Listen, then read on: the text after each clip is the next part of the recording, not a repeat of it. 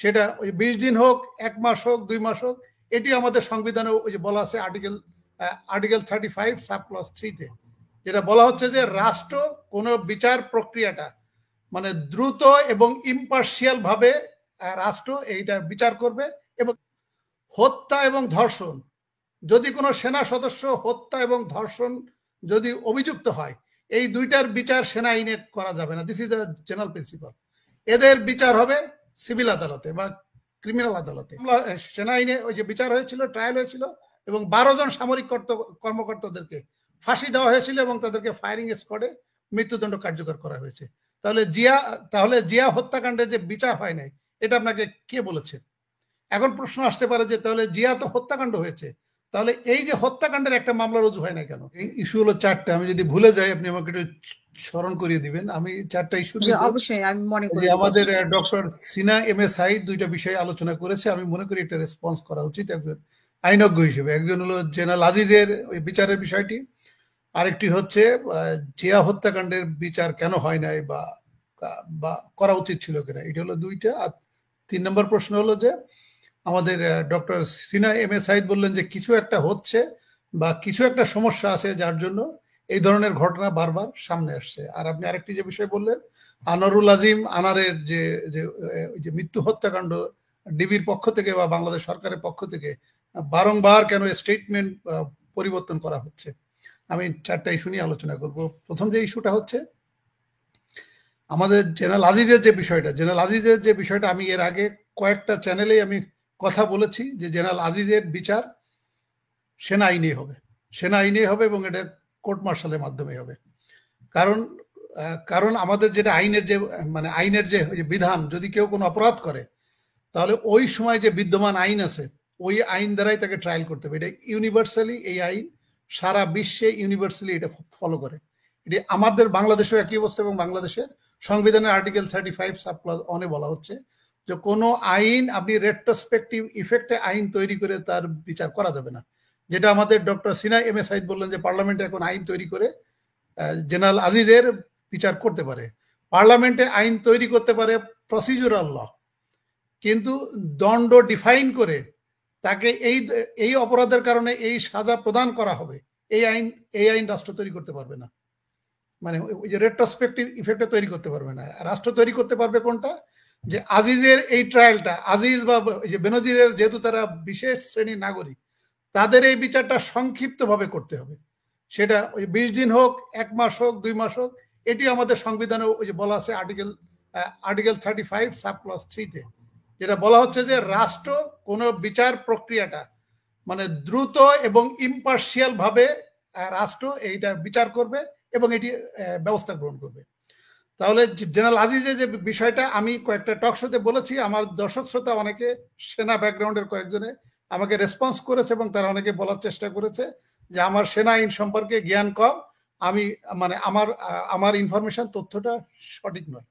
আমি অবশ্য যারা বলেছে তাদেরকে আমি রেসপন্স করেছি এবং তাদেরকে আমি বলেছি যে আপনার মোবাইল নাম্বার দেন, আমি হোয়াটসঅ্যাপে কথা বলতে চাই 1 to 1, আপনার গ্যাপ কোথায় আর আমার গ্যাপ কোথায়। যদি আমি ভুল করে থাকি তাহলে আপনার কাছে শিখবো, আর আপনি যদি ভুল করে থাকেন তাহলে আপনি আমার কাছ থেকে শিখবেন। সেটি হচ্ছে হাসিন আক্তার। এর আগেও কিন্তু আপনাকে আমি বলেছি যে ভারতে কিন্তু এটার একটা এক্সাম্পল। ভারতের লেফটেন্যান্ট জেনারেল পি.কে. রাত 2008 সালে লেফটেন্যান্ট জেনারেল থাকা অবস্থায় উনি একটা কমান্ডার ছিলেন। উনি সেনা কর্তৃপক্ষকে অবহিত না করে ওনার অধীনস্থ একটা ক্যান্টনমেন্ট, নাম সুকনা ক্যান্টনমেন্ট, এই ক্যান্টনমেন্টের পার্শ্ববর্তী একটা ল্যান্ড যেখানে school cum multi storeyed building হবে, এই বিল্ডিং এ ইজারা দেবার ক্ষেত্রে সে সেনা কর্তৃপক্ষকে অবহিত না করে নিজের ক্ষমতা বলে উনি এটা অনুমতি দিয়ে দেয় এবং পরবর্তীতে অভিযোগ উত্থাপিত হয় যে উনি 20 কোটি টাকা উৎকোচ গ্রহণ করেছেন। কিন্তু যখন এই অভিযোগটা উত্থাপিত হয় উনি চাকরিতে থাকা অবস্থায় হয় নাই, এটা উত্থাপিত হয়েছে 2011 সালে। তখন উনি রিটায়ারমেন্টে চলে গিয়েছেন এবং যিনি সেনাপ্রধান তিনি উনার থেকে চাকরিতে জুনিয়র। তখন এটা নিয়ে যখন ডিবেট হলো তখন বিষয়টি উচ্চ আদালতে গড়ালো। উচ্চ আদালত হাইকোর্ট থেকে সিদ্ধান্ত দিল যে উনি যখন অপরাধটি করেছেন সেই অপরাধটা সেনাবাহিনীতে থাকা অবস্থায় করেছে, সো এটি তার জন্য সেনা আইন প্রযোজ্য। এবং 2011 সালে তাকে কোর্ট মার্শাল করে তাকে অভিযুক্ত করে তাকে ট্রায়াল করা হয় এবং তাকে সাজা প্রদান করা হয়। আমি আরেকটু বলি আপনাকে, ওই সময় সেনা আইন যেটা সেনা আইন 1952, এটা বিশ্বের সকল সেনা আইন একই। সেনা আইন সিভিল এবং ক্রিমিনাল দুইটা মামলায় ট্রায়াল করতে পারে, কিন্তু সিভিল আইনে বা পুলিশ আইনে তারা শুধুমাত্র সিভিল মামলা ট্রায়াল করতে পারে, মানে সিভিল মামলা বলতে চাকরি সংক্রান্ত বিষয়, কিন্তু তার ক্রিমিনাল মামলা ট্রায়াল করতে পারে না। এই কারণে ডক্টর বেনজিরের বিষয়টা দুদকে গিয়েছে।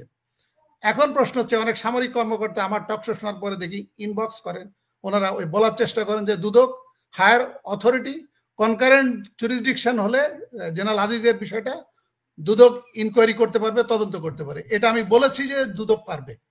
জেনারেল আজিজের তদন্ত যদি দুদক করতে চায়, দুদক করতে পারবে। দুদক একটা কনস্টিটিউশনাল অ্যাপয়েন্টমেন্ট। কোনটুক পারবে? দুদক ইনভেস্টিগেশন করে যদি অভিযোগ প্রমাণিত হয় তাহলে চার্জশিট দিতে পারবে, কিন্তু তার বিচারটা সেনা আদালতে হতে হবে।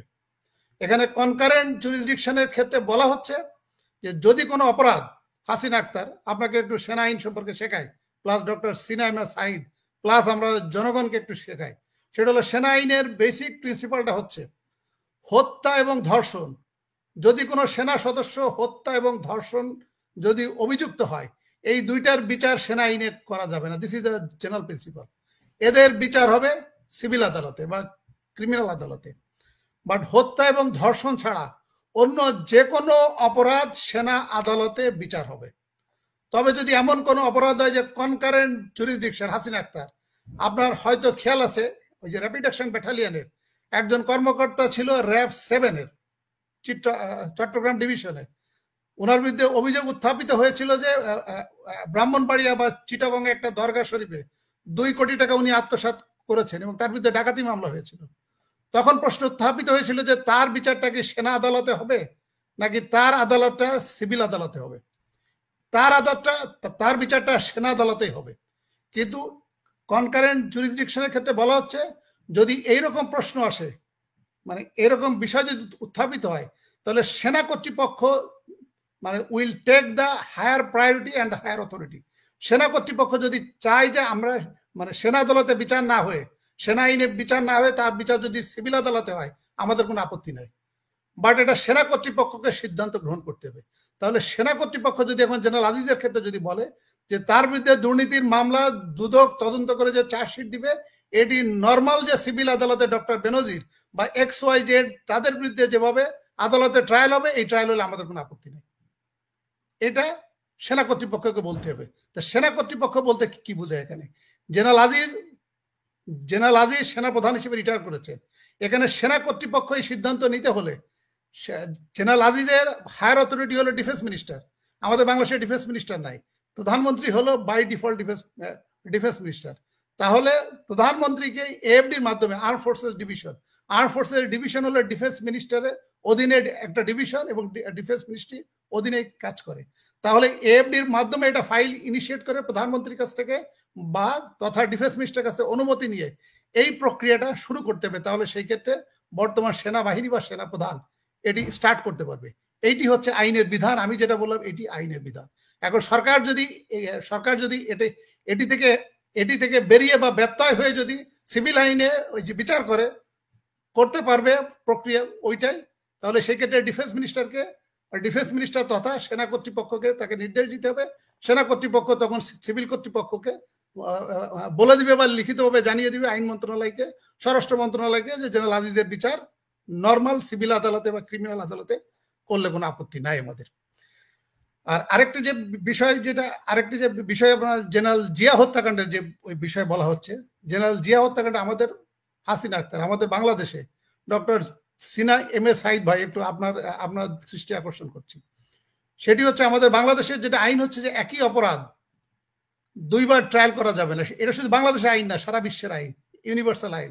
সংবিধানের আর্টিকেল 35 সাব ক্লজ 2 এবং আমাদের ফৌজদারি কার্যবিধি 403 এবং general clauses act section 8AA, যেখানে বলা হচ্ছে যে আপনি একই অপরাধ 2বার ট্রায়াল করা যাবে না।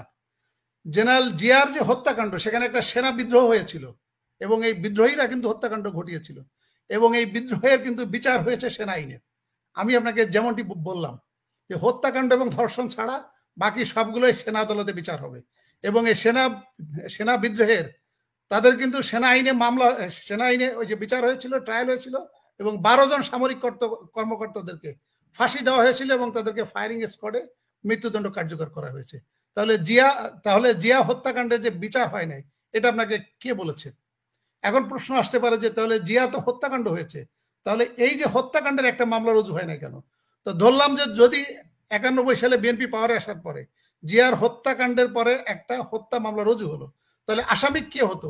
আসামি তো যে 12 জনকে সামরিক আদালতে ফাঁসি দেওয়া হয়েছে, কারণ এটা তো একটা ছিল সেনা বিদ্রোহ। একটা সেনা বিদ্রোহে একজন মানে একদল বিপদগামী সেনা কর্মকর্তা এই ঘটনাগুলো ঘটিয়েছিল, কিন্তু তারা তো 82 সালে অলরেডি ফাঁসিতে ঝুলে তারা তো আল্লাহর কাছে চলে গিয়েছে। তাহলে তো বিচার হয়তো কোনো লাভ হতো না, এবং তখন এটা আইন দ্বারা পারিত হতো এবং এই অভিযুক্তদের আত্মীয় স্বজন তখন বলতো যে তাহলে একই অপরাধে দুইবার ট্রায়াল হয় কিভাবে, যেখানে আমাদের সংবিধানের আর্টিকেল 35(2) এবং ফৌজদারি কার্যবিধি 403 জেনারেল ক্লজেস অ্যাক্ট 8A এখান তো নিষেধ করা আছে। এই কারণে বিএনপির 91 থেকে 96 এবং 2001 থেকে 6 এটা নিয়ে তো নতুন করে মামলা রুজু করার কোনো দরকার নাই। তবে বিএনপি পাওয়ারে আসার পরে এটি নিয়ে আলোচনা হয়েছিল জেনারেল মঞ্জুর হত্যাকাণ্ডের, কিন্তু তখন মামলা রুজু হয় নাই, কারণ জেনারেল মঞ্জুর হত্যাকাণ্ডের টোটাল বেনিফিশিয়ারি হলো জেনারেল এরশাদ, এবং ধরে নেওয়া হয় যে জেনারেল সেনাপ্রধান থাকা অবস্থায় জেনারেল মঞ্জুরকে হত্যা করেছিল জেনারেল এরশাদের নির্দেশে আরেক দল সেনা কর্মকর্তা দিয়ে হত্যা করা হয়েছিল। এখন এই ক্ষেত্রে বিএনপি পাওয়ারে আসার পরে জেনারেল মঞ্জুর হত্যাকাণ্ডের একটা হত্যা মামলা রুজু হয়েছিল। এই হত্যা মামলাটা এটা সঠিক বা এটা সত্য যে বিএনপি 91 থেকে 96 পর্যন্ত মঞ্জুর হত্যা মামলা, মেজর জেনারেল মঞ্জুরের এক ভাই কিন্তু ব্যারিস্টার, প্র্যাকটিসিং ব্যারিস্টার, উনি এখনো বেঁচে আছেন কিনা আমি জানি না, বাট উনি হাইকোর্টে প্র্যাকটিসিং ব্যারিস্টার। উনি তখন এই মামলাটা রুজু হয়েছিল এবং 91 থেকে 96 পর্যন্ত এই মামলাটি শেষ হয় নাই। এরপরে 96 থেকে 2001 সাল পর্যন্ত যখন জেনারেল এরশাদের সমর্থনে আওয়ামী লীগ পাওয়ারে আসলো, এরপরে যতবার এরশাদ একটু 19-20 করার চেষ্টা করেছে, শেখ হাসিনা 2টি মামলা দিয়ে জেনারেল এরশাদকে গলায় রশি দিয়ে আটকে ফেলেছে। একটি হচ্ছে মঞ্জুর হত্যা মামলা, আরেকটি হচ্ছে আপনার রওশন এরশাদের আপনার কাউরান বাজার একটা বিল্ডিং ছিল, নাম ছিল রওশন টাওয়ার। এই রওশন টাওয়ারে একটা দুর্নীতির মামলা হয়েছিল। এই জন্য শেখ হাসিনা যত 96 থেকে 2001 এবং 2008 সালের পর থেকে যতবার সম্পাদিত পাওয়ারে ছিল, প্রতিবার যখন এরশাদ 19-20 করার চেষ্টা করেছে, বলেছে মঞ্জুর হত্যা মামলা আবার রিভাইভ করা হবে, আপনি 1 নম্বর আসামি। এবং আপনার দুর্নীতির মামলা আপনার এবং আপনার বেগম সাহেব রওশন এরশাদ, এই দুইজনের মামলা আবার রিভাইভ করা হবে। এই মামলার ভয়ে এরশাদ জেলে যাওয়ার ভয়ে বারংবার সে শেখ হাসিনার সাথে কম্প্রোমাইজ করত। কিন্তু এই কথাগুলো তো পাবলিকলি আসে না, প্রকাশ্যে আসে না।